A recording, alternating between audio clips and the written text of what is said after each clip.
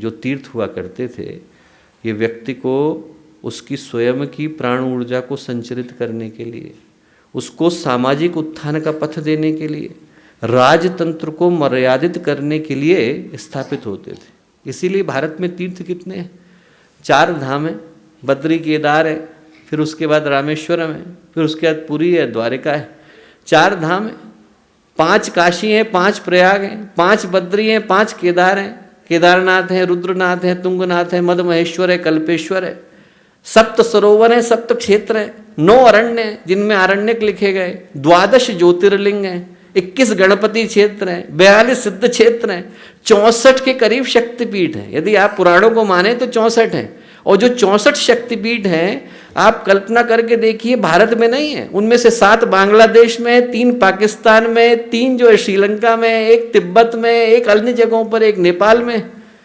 आज की तारीख में मैं कहूँगा कि आप बच्चों को एक गेम खिला करके देखिए। हमारे EMD वालों से कहूँगा कि इस बात को लेकर के जरूर बताएं लोगों को कि आप बच्चों को एक गेम दीजिए, बच्चों को गेम खेलने के लिए दीजिए कि जैसे छोटा सा गेम होता है ना, वो आप देखो उसके अंदर आता है कॉमिक बुक के अंदर, एक बिंदु से दूसरे बिंदु को जोड़िए, दूसरे से तीसरे बिंदु को जोड़िए। बच्चों को आप कहिए कि आप 64 शक्तिपीठों को जोड़ करके दिखाओ बेटा, पहला बिंदु है, दूसरा बिंदु है। और जब आप जोड़ना शुरू करेंगे तो आप शुरू करेंगे जम्मू कश्मीर से। जम्मू कश्मीर में अमरनाथ में ज्योतिर्लिंग है, वहाँ से आप तिब्बत में चले जाएंगे, वहाँ पे सह्याद्री का है। वहाँ से आप जाएंगे तो आपको नेपाल में मुक्तिनाथ मिलेगा, वहाँ से आप जाएंगे तो आपको मेघालय में नवरिंग दुर्गा मिलेगी, वहाँ से आप जाएंगे तो आपको बांग्लादेश में भवानीपुर मिलेगा।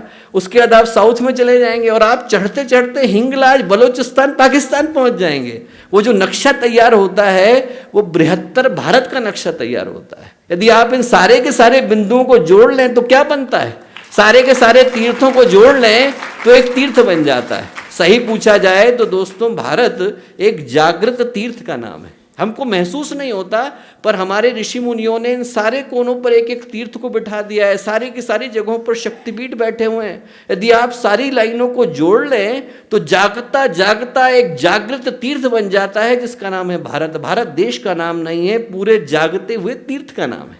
ये गेम बच्चों को खिलाने की आवश्यकता है, ये गेम बड़ों को खिलाने की आवश्यकता है, ताकि वो महसूस कर सकें कि भारतीय संस्कृति का विस्तार कितना ज़्यादा है। यदि हम इन सारे बिंदुओं को जोड़ लेते हैं दोस्तों तो एक तीर्थ बन जाता है। वही जो तीर्थ बनता है, सही पूछा जाए तो ये सांप्रदायिक एकता का, सामाजिक सद्भाव का प्रतीक हुआ करता था। आज भी वैष्णो देवी में नारियल कहाँ का चढ़ता है? केरल का चढ़ता है। वैष्णो देवी में चढ़ाना है तो आप केरल से नारियल लेकर के आते हैं।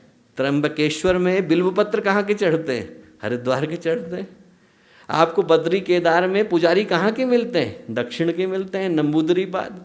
आपको दक्षिण में पुजारी कहाँ के मिलते हैं? उत्तर के मिलते हैं।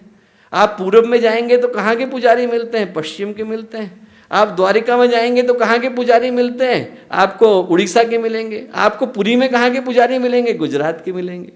ये क्या बना करके दे दिया है? ये इस बात का नक्शा बना करके दे दिया है कि भारत में हम सामाजिक एकता का प्रतीक तीर्थों को मानते हैं।